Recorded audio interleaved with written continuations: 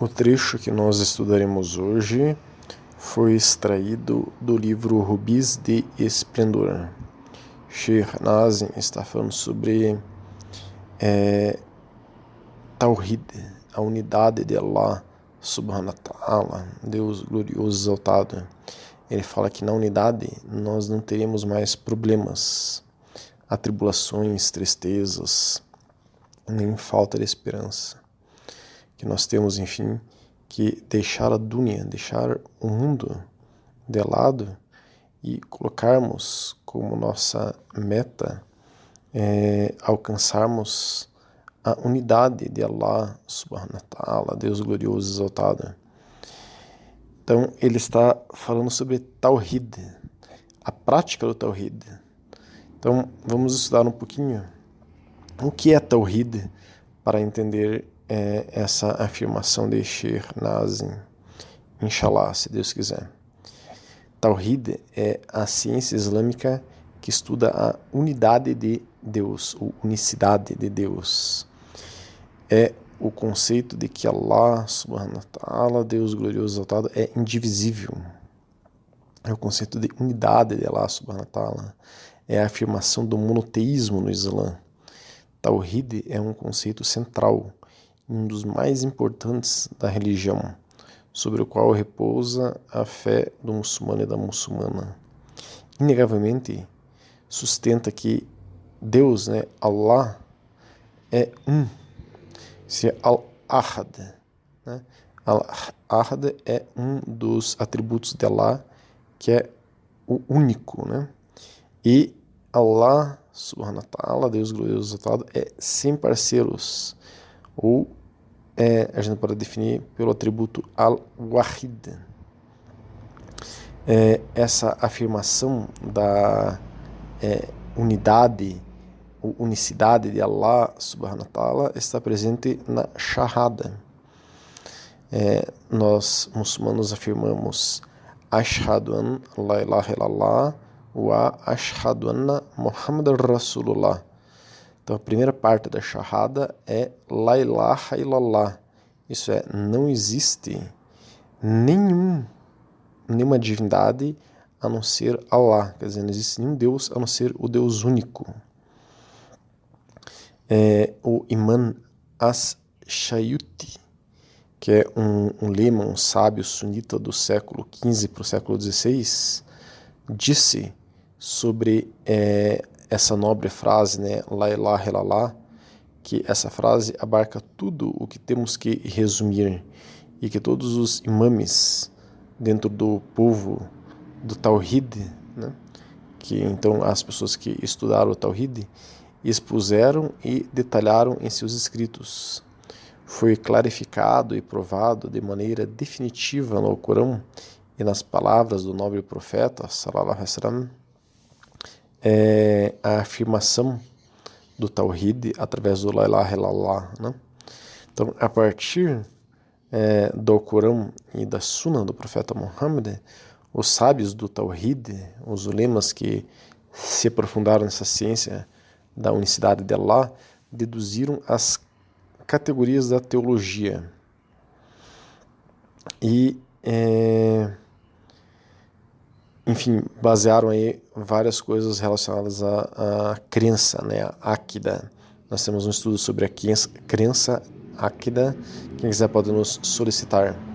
Então, esses estudiosos, eles estenderam-se sobre essa questão e fizeram delas um remédio e uma iluminação para os corações, e chamaram essa ciência de Tawhid, ou Ilm al-Tawhid.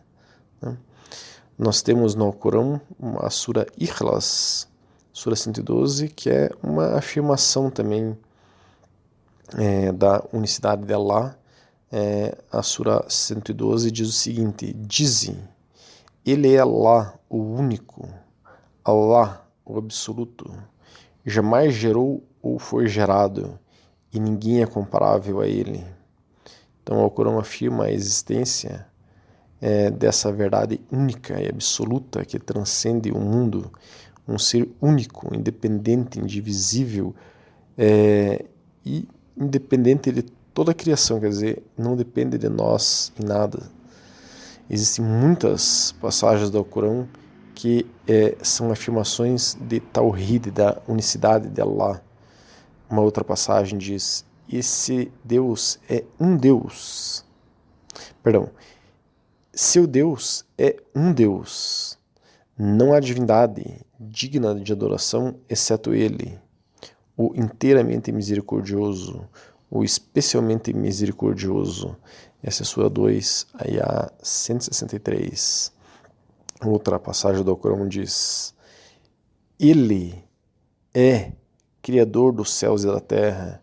Ele fez para vós companheiros e entre os animais companheiros. Ele multiplica você assim. Não há nada como Ele. Ele é a audição, o ver.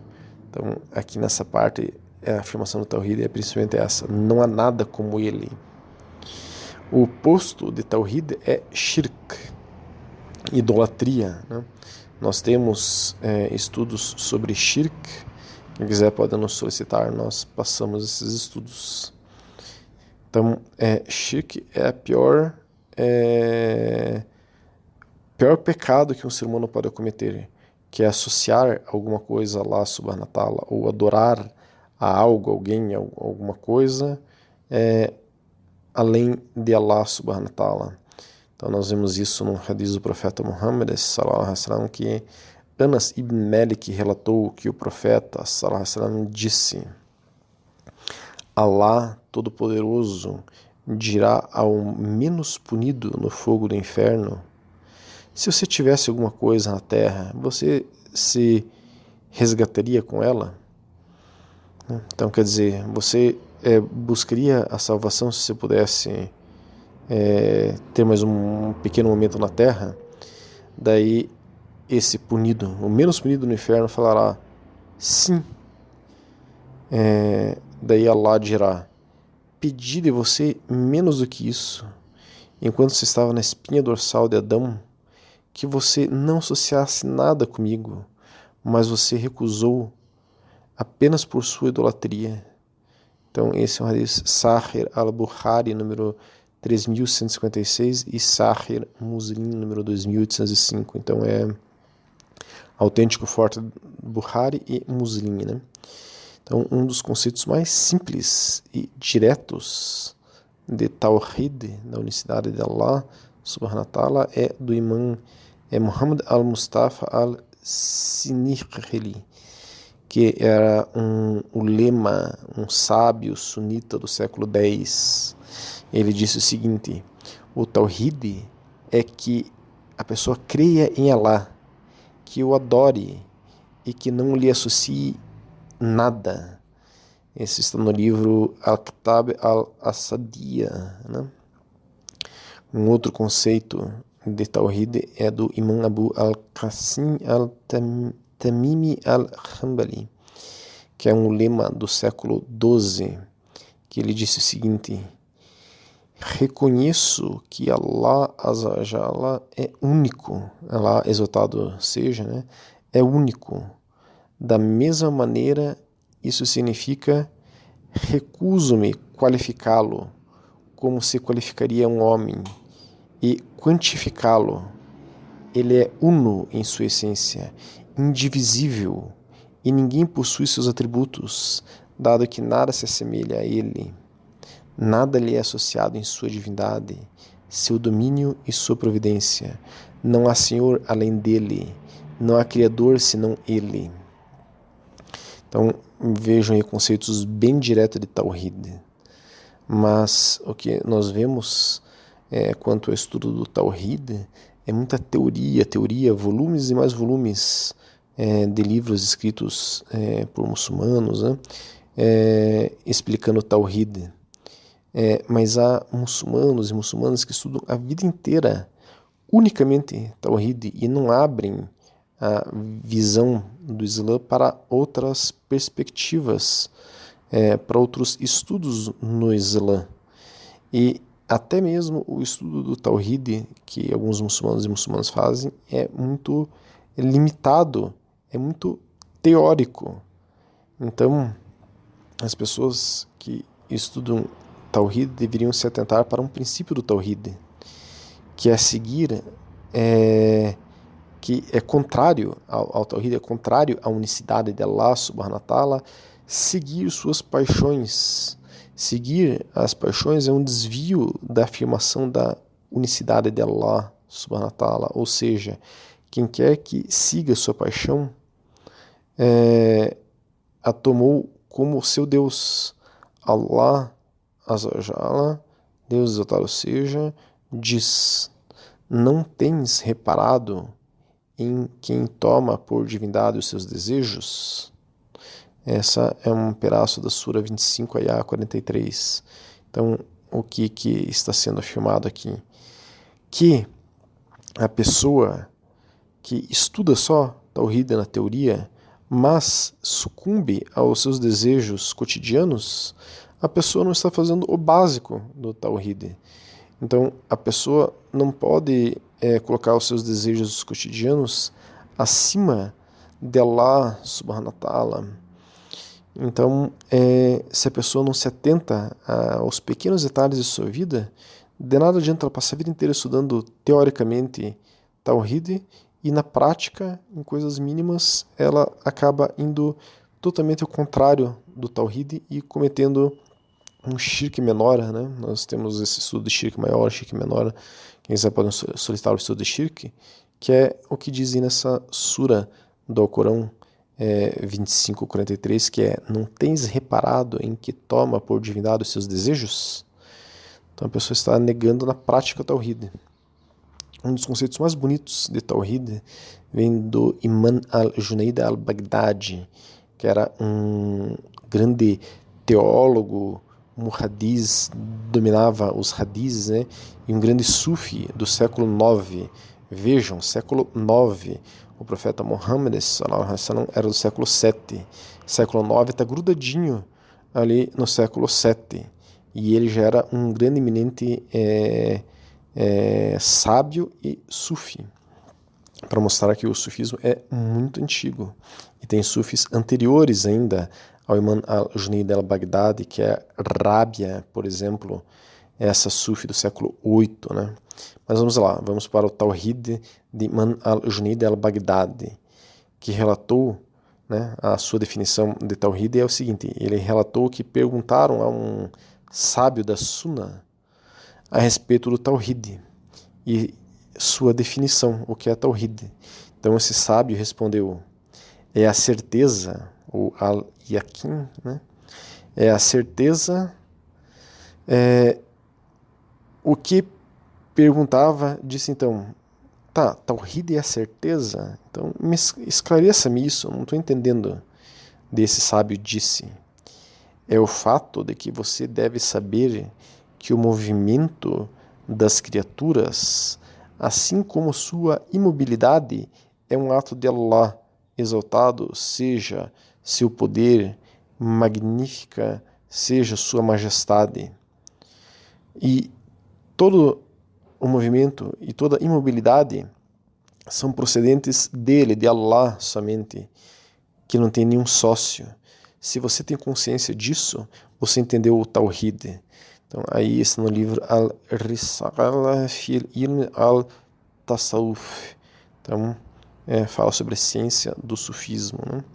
Então, Junayd al-Baghdadi está dando aí uma direção prática do Tawhid. A pessoa tem que olhar para tudo ao seu redor e saber que Allah subhanahu wa ta'ala é a causa de tudo, de qualquer movimento, de qualquer imobilidade, né? Então, para o sufismo, o conceito de Tawhid vai além da teoria de volumes e volumes teóricos. Tawhid exige que o muçulmano ou a muçulmana não apenas evite adorar outros deuses, mas também abandonem a luta por dinheiro, por status social ou por qualquer fonte egóica.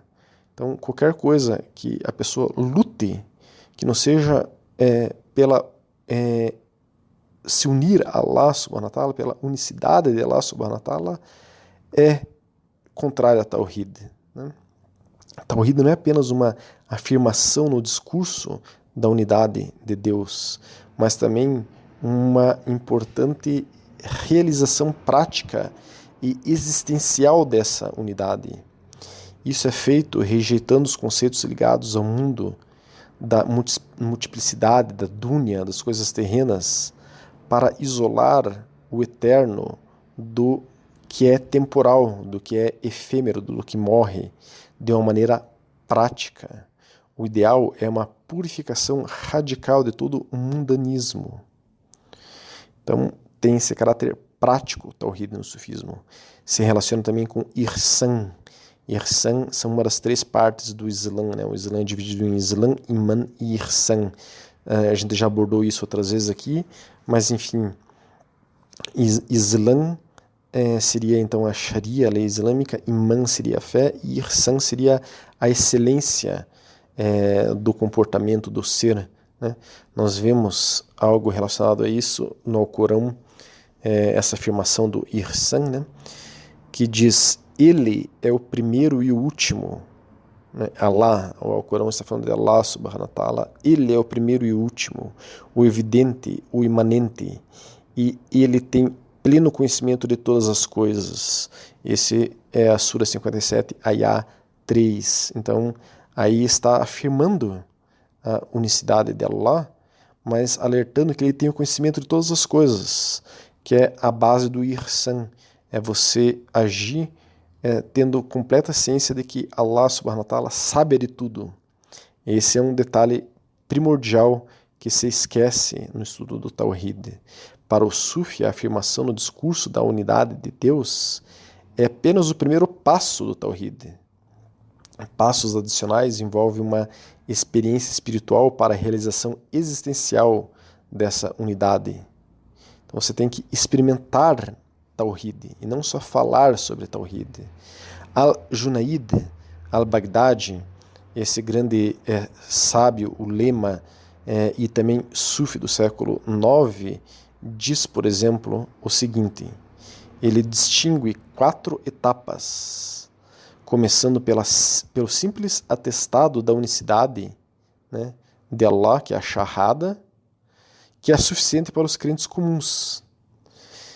Mas isso pode culminar, o Tawhid pode culminar no mais alto nível, reservado à elite espiritual, quando a criatura deixa de existir totalmente diante de seu Senhor. Então, isso significa alcançar a Fanafi al-Tawhid, a aniquilação na unidade de Allah subhanahu wa ta'ala, Deus glorioso exaltado. É a isso que Sheikh Nazim se refere aí neste trecho, dizendo que nós temos que buscar a unidade de Allah subhanahu wa ta'ala, e isso tem que ser o nosso único alvo, nossa única meta. Inshallah, possamos praticar Tawhid e não só falar sobre.